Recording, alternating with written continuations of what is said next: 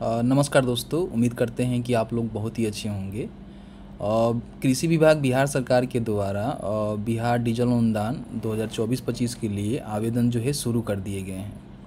इस वीडियो में हम बात करेंगे कि आपको जो है कैसे अप्लाई करना है। तो अप्लाई करने के लिए सबसे पहले आपको easy2net.com सर्च करना होगा। तो फर्स्ट में यहाँ पे easy2net.com का जो ऑफिशियल वेबसाइट है देखने को मिलेगा, इसको यहाँ से ओपन कर लीजिएगा। यहाँ पे देख सकते हैं कि बिहार डीजल अनुदान का जो है ऑनलाइन आवेदन करने का लिंक मिलेगा, जिस पे आपको क्लिक करना है। सबसे पहले हम बात कर लेते हैं कि इसमें आपको बेनिफिट कितना मिलता है। ठीक है, तो बेनिफिट की रिगार्डिंग हम बात कर लेते हैं। तो आप यहाँ पे देखेंगे 75 रुपये प्रति लीटर के दर से 750 रुपया प्रति एकड़ डीजल सब्सिडी आपको दी जाएगी। धान की बिचरा और जूट की फसल के लिए अधिकतम 2 सिंचाई के लिए 1500 रुपये आपको प्रति एकड़ मिलेगा।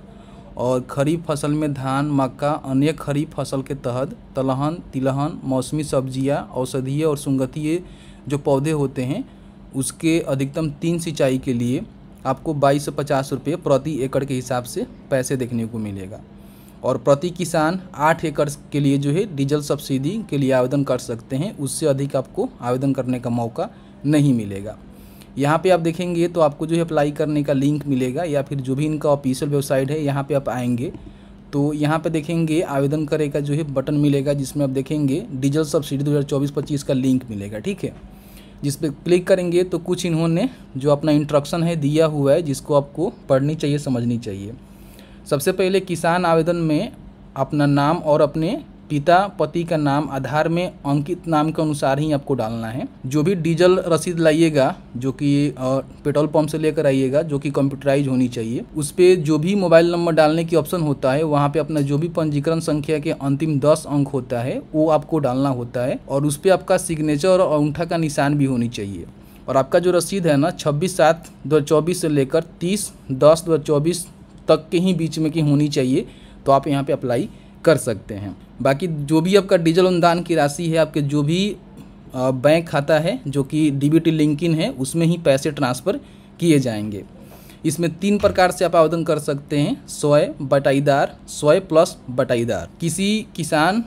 किसान किसी एक प्रकार के लिए ही आवेदन कर सकेंगे, इन बातों को ध्यान रखिएगा। स्वयं की स्थिति में जो भी अपना खाता खेसरा नंबर है, अगल बगल के 2 किसान का नाम है और जो भी भूमि का दस्तावेज है वो आपको देनी होगी। बाकी जो भी लोग बटाईदार रोपते हैं वो लोग जो भी किसान खेसरा नंबर, कुल सिंचित रकबा और अगल बगल के 2 किसानों के नाम और उसके द्वारा जो भी एक फॉर्म डाउनलोड करना होता है, जो कि स्वयं घोषणा पत्र होता है, यहाँ पे क्लिक करेंगे तो इस तरह से फॉर्म डाउनलोड होगा, जिसको भर के और जो भी आपका वार्ड सदस्य हैं, मुखिया है, सरपंच है, पंचायत समिति है, किसी एक से सिग्नेचर करवानी होगी। और जो भी आपका किसान कोऑर्डिनेटर होता है उससे भी सिग्नेचर करवाकर यहाँ पे अपना पूरी इन्फॉर्मेशन को भर के, ठीक है, इसको आपको लगानी होगी अगर आप बटाईदार के लिए फॉर्म को भरेंगे। ठीक है, बाकी यहाँ पे किसान द्वारा दिए गए कुल पटवन का रकबा के अनुसार ही आपका जो भी डीजल अनुदान की सब्सिडी है आपको दी जाएगी। तो इसको पढ़ लीजिएगा। पढ़ने के बाद यहाँ पे आपको आवेदन करना होगा। तो यहाँ पे आवेदन के प्रकार में आपको देखेंगे तो डीजल अनुदान आवेदन का ही लिंक यहाँ पे आपको देखने को मिलेगा। ठीक है, इस पर ओके करिएगा। तो यहाँ पे यही बोला गया है कि आपका जो भी डीजल से पहले आपने रसीद जो लेकर आया हुआ है वो 200 KB में होनी चाहिए। ठीक है, तो इसको आप देख लीजिएगा, इसमें ज़्यादा कोई ये नहीं है। उसके बाद यहाँ पे आपको रजिस्ट्रेशन ID का ही ऑप्शन मिलेगा और यहाँ पे जो भी अपना किसान पंजीकरण संख्या है उसको यहाँ पे डालनी होगी। कई सारे किसान ऐसे हैं जो कि किसान पंजीकरण के बारे में नहीं जानते हैं और उनका जो किसान पंजीकरण है अभी तक नहीं हुआ है, तो यहाँ पे ऑनलाइन जो सेवा है ना, इस पे क्लिक करके जो भी किसान पंजीकरण होता है उसको आप कर सकते हैं। तो यहाँ पे क्लिक करेंगे तो यहाँ पे अपना जो भी OTP है, डेमोग्राफी है, या फिर जो भी आँख के पुतली से आपका स्कैन होता है उसके माध्यम से स्कैन करके अपना जो किसान पंजीकरण है उसको कर सकते हैं। ठीक है, तो यहाँ से आप कर सकते हैं और करने के बाद आपको जो है किसान पंजीकरण संख्या मिल जाता है, जिसको डालकर आपको फॉर्म को भरनी होती है। अगर आपने पहले से किसान पंजीकरण कर लिया हुआ है और आपको पंजीकरण पता नहीं है, तो आवेदन की स्थिति के बटन पर क्लिक करके यहाँ पे किसान पंजीकरण जाने के बटन पर क्लिक करके यहाँ पे देखेंगे तो आप अपने आधार नंबर या फिर मोबाइल नंबर के माध्यम से अपना जो भी किसान रजिस्ट्रेशन नंबर है उसको यहाँ से फॉरगेट कर सकते हैं। ठीक है, फॉरगेट करने के बाद आपको यहाँ पे डालनी होती है अपना किसान पंजीकरण संख्या और उसके बाद सर्च के बटन पे क्लिक करेंगे। जैसे ही सर्च के बटन पर क्लिक करेंगे तो आप यहाँ पे देखेंगे आपने जो भी किसान पंजीकरण करते समय जानकारी दिया हुआ है वो जानकारी यहाँ पे आपको देखने को मिलेगा, इसको चेकआउट कर लीजिएगा। बाकी यहाँ पे देखेंगे तो अगर आपने पूर्व में आवेदन किया होगा 2024-25 के लिए तो यहाँ पे आपको देखने को मिलेगा कि आपने जो है कितने बार आवेदन किया हुआ है। लेकिन मेरे कंडीशन में देखेंगे तो 0 बार दिखाया जा रहा है। इसका मतलब ये है कि हमने एक ही पहली बार जो है आवेदन करने के लिए यहाँ पे जो जानकारी को है डाला हुआ है, ठीक है। इसमें कई बार जो है 2 सिंचाई 3 सिंचाई के लिए आप यहाँ पे आवेदन करते हैं तो उसका अलग अलग यहाँ पे ऑप्शन आपको देखने को मिलता है। सबसे पहले यहाँ पे मौसम का सिलेक्शन आपको करना है, तो यहाँ पे देखेंगे तो आपको जो है खरीफ ही देखने को मिलेगा। फिर यहाँ पे फसल का नाम आपको देखने को मिलेगा। देखिए धान के बिचड़ा के लिए 2 सिंचाई के लिए आप यहाँ पे अधिकतम आवेदन कर सकते हैं। बाकी यहाँ पे धान, मक्का, दलहन, तेलहन, सब्जी के लिए मैंने आपको बताया कि 3 सिंचाई के लिए अधिकतम यहाँ पे आवेदन कर सकते हैं। मैं फिलहाल धान का बिचड़ा के लिए आवेदन करना चाहता हूँ तो यहाँ पे इसका सिलेक्शन करूँगा। उसके बाद यहाँ पे सिंचाई की संख्या देखेंगे तो आपको फर्स्ट ही देखने को मिलेगा। फिर दूसरी बार भी यहाँ पे आवेदन करने का आपको ऑप्शन मिलेगा जब पहली बार आप कर लेंगे, ठीक है। उसके बाद यहाँ पे किसान का प्रकार, तो इसमें 3 ऑप्शन होता है। किसी एक ऑप्शन के लिए आप यहाँ पे आवेदन करेंगे। जैसे कि मान लीजिए आपके पास खुद का ज़मीन है तो अपने ज़मीन की जानकारी जैसे खाता खेसरा नंबर हो गया, कितना जो है जो रकबा है यानी कि ज़मीन है उसमें आपने सिंचाई किया हुआ है उसकी जानकारी, और बगल के 2 किसानों की जानकारी आपको देना होगा। अगर आप यहाँ पे बटाईदार करते हैं तो इसमें भी आपको खेसरा नंबर, ठीक है, थाना नंबर, कितना आपने रकबा डिसमिल में ज़मीन को सिंचित किया हुआ है और बगल के किसान की जानकारी आपको देनी होगी।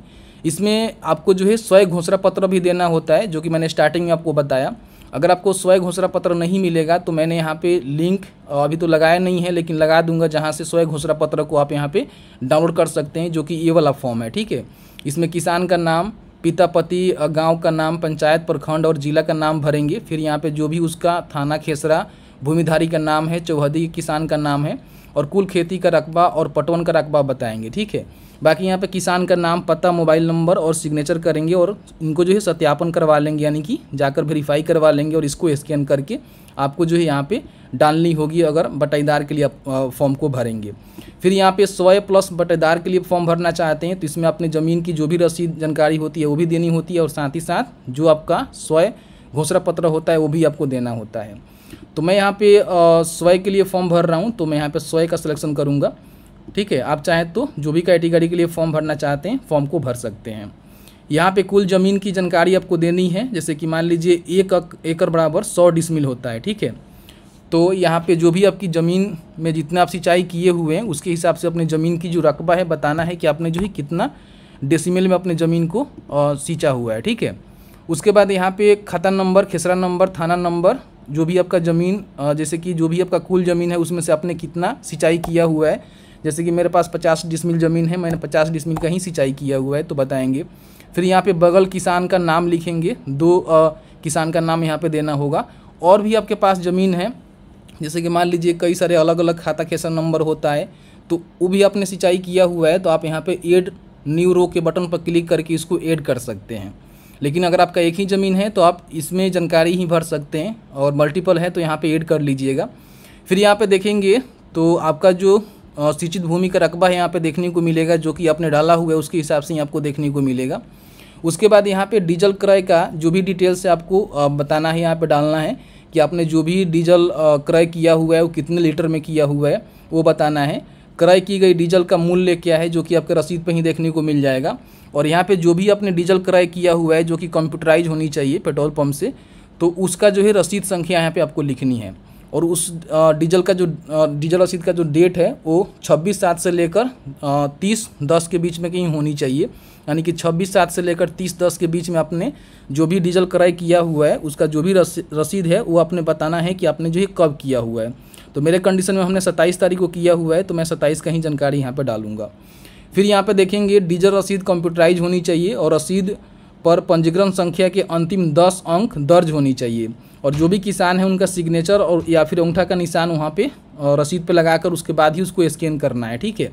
उसके बाद यहाँ पे पेट्रोल पंप का नाम लिखना है जहाँ से आपने डीजल क्रय किया हुआ है और प्रखंड का नेम लिखेंगे कि आपने जो भी पेट्रोल पंप से डीजल क्रय किया हुआ है वो कौन से प्रखंड के अंतर्गत आता है। उसके बाद यहाँ पे देखेंगे तो कुल अनुमानित जो राशि है जो कि सब्सिडी के रूप में आपको मिलने वाला है उसकी जानकारी यहाँ पे आपको देखने को मिल जाएगा। अब यहाँ पे आपको जो है किसान का जो शपथ है वो लेना है कि मैं जो भी जानकारी दे रहा हूँ जानकारी सही है, और किसी प्रकार की त्रुटि होती है या फिर किसी प्रकार की गलत हम जानकारी देते हैं तो जो भी अनुदान की राशि है वो हमें वापस भी करना पड़ेगा। तो ध्यान रखिएगा, सही से इन्फॉर्मेशन भरना है, यहाँ पे टिक करना है और उसके बाद गेट OTP के बटन पे आपको क्लिक कर देना है। तो अपने किसान रजिस्ट्रेशन करते समय जो भी मोबाइल नंबर दिया हुआ है उस मोबाइल नंबर पे एक OTP सेंड किया गया है, जिसके लास्ट में यहाँ पे दिखा भी रहा है कि कौन सा मोबाइल नंबर है। उस OTP को यहाँ पे डालेंगे, इसको जो है वैलिडेट एंड अप्लाई के बटन पे आपको क्लिक करना है। जैसे ही क्लिक करेंगे तो यहाँ पे आपके सामने जो है कुछ इस तरह से इन्फॉर्मेशन खुल के आएगा। अब यहाँ पे जो भी परिवार का जानकारी है वो आपको दर्ज करना होगा भौतिकी सत्यापन के लिए। ध्यान रखेंगे जो भी परिवार की जानकारी आप दर्ज करेंगे वो सही आपको दर्ज करना है। जैसे कि मान लीजिए परिवार का जो भी डिटेल्स में आवेदक का अपना जो ब्यूरर है उसको अंकित नहीं करें, अन्यथा आवेदन करने में त्रुटि आएगी। यानी कि परिवार ब्यूरर में आवेदक का अपना ब्यूरर अंकित नहीं करना है। जैसे कि मान लीजिए जिनके नाम से आप फॉर्म को भर रहे हैं ना, उनका नाम यहाँ पे आपको नहीं डालना है। उनके कोई अभिभावक है ना, उनकी जानकारी यहाँ पे भरनी है। परिवार का कोई भी सदस्य हो सकता है जिसका भौतिकी सत्यापन के समय देखा जाएगा, ठीक है। तो सबसे पहले संबंध बताना है कि जो भी सदस्य है जिनका आप देना चाहते हैं, जैसे मान लीजिए उनका माता पिता में से कोई जिंदा है या फिर पति पत्नी में से कोई जिंदा है या फिर कोई उनका एडल्ट बच्चे हैं जो कि 18+ हैं, तो उनकी जानकारी ये भर सकते हैं। मैं यहाँ पे एडल्ट जो बच्चे होते हैं ना उनकी जानकारी यहाँ पे भरूंगा, फिर बताऊंगा कि वो जीवित है कि मृत है। यहाँ पे मैं जीवित ही डालूंगा। फिर यहाँ पे उनका जो आधार नंबर है, आधार के अनुसार नियम है, और उनका जो जन्म की तारीख है आधार के अनुसार ही यहाँ पे भरना होगा, क्योंकि सत्यापन करते समय ये जानकारी बहुत ज़्यादा इंपॉर्टेंट होगी। तो ध्यान रखिएगा, आपके घर में कोई एक सदस्य होनी चाहिए जिसकी जानकारी यहाँ पे आपको देनी है। तो इस तरह से भरना है। फिर यहाँ पे देखेंगे तो डीजल जो पावती रसीद है वो आपको यहाँ पे अपलोड करना है, जो कि 26 जुलाई से लेकर 30 अक्टूबर 2024 तक का ही मान्य होगा। और जो भी आपका डीजल रसीद होगा कंप्यूटराइज होगा और उस पर आपका सिग्नेचर और अंगूठा का जो निशान है, मतलब सिग्नेचर करते हैं तो सिग्नेचर करिएगा, नहीं तो आप सिग्नेचर नहीं करते हैं तो उनका अंगूठा का निशान वहाँ पे देकर ही अपलोड करना होगा। फिर यहाँ पे देखिए स्वयं के लिए हम फॉर्म भर रहे हैं तो ज़मीन का रसीद, यानी कि जो भी ज़मीन का लगान का रसीद होता है वो लगा सकते हैं, या फिर LPC लगा सकते हैं जो कि 2021-22, 22-23, 23-24 का होनी चाहिए। तो आप यहाँ पे इसको लगा सकते हैं, कोई भी दिक्कत नहीं है। लेकिन अगर आप बटेदार के लिए केवल फॉर्म भरेंगे तो यहाँ पे आपको ज़मीन की जो रसीद है वो नहीं देना पड़ेगा। आप अपना जो भी स्वयं घोषणा पत्र है उसको यहाँ पे अपलोड कर सकते हैं। या फिर आप दोनों के लिए फॉर्म भरेंगे, जैसे कि मान लीजिए स्वयं का भी खेती करते हैं और कुछ बटेदार भी खेती करते हैं, तो उस कंडीशन में दोनों आपको डॉक्यूमेंट देना होगा, अपना ज़मीन का रसीद भी और स्वयं घोषणा पत्र भी, ठीक है। दोनों का ऑप्शन आपको देखने को मिलेगा। जो भी आप यहाँ पे डॉक्यूमेंट अपलोड करेंगे वो जो है PDF में होनी चाहिए। और देख सकते हैं कि भूमि दस्तावेज केवल PDF एवं डीजल पावती सिंचाई सत्यापन JPG में होनी चाहिए, यानी कि जो भी आपका भूमि दस्तावेज है, यानी कि जो आपका रसीद है LPC है वो PDF में होनी चाहिए, ठीक है। बाकी जो भी आपका डीजल की पावती रसीद है वो आप JPG में इसको अपलोड कर सकते हैं, ठीक है। तो यहाँ पे चूज फाइल के बटन पर क्लिक करके इसको अपलोड करिएगा, और अपलोड करने के बाद यहाँ पे आपको सबमिट के बटन पर क्लिक करना है, तो आपका जो फॉर्म है यहाँ पे सबमिट हो जाएगा, ठीक है। फॉर्म सबमिट हो जाने के बाद आपको वेट करना है। वेट करने के बाद क्या होगा कि जो भी आपके कृषि कोऑर्डिनेटर होते हैं, ठीक है, उनके द्वारा जो है आपका सत्यापन किया जाएगा। और यहाँ पे आकर जो है समय समय पे अपने आवेदन का जो स्थिति है उसको भी चेक कर सकते हैं, जो कि अभी लिंक यहाँ पे दिया नहीं गया है, लेकिन बहुत ही जल्द आपको लिंक देखने को मिल जाएगा, जिसके माध्यम से जो भी अपने आवेदन का स्थिति है उसको चेक कर पाएंगे। अब यहाँ पे हो गया क्या कि फॉर्म भरने के बाद सबसे पहले आपका सत्यापन किया जाएगा, और सत्यापन के बाद अगर आप पात्र पाए जाते हैं तो फिर आपको यहाँ पे बेनिफिट दिया जाएगा। बाकी इसके रिगार्डिंग कोई भी आपके मन में डाउट है, कन्फ्यूजन है, तो उसके लिए आप हमें नीचे कमेंट्स में कमेंट करके बता सकते हैं, उसके लिए हम अलग से वीडियो लेकर आएंगे। तो बस आज की इस वीडियो में इतना ही। वीडियो थोड़ा सा भी अच्छा लगा है तो प्लीज़ वीडियो को लाइक कर दीजिएगा, और आपके मन में कोई भी सवाल होगा तो प्लीज़ नीचे जो कमेंट सेक्शन खुला हुआ है वहाँ पर कमेंट करके पूछ सकते हैं।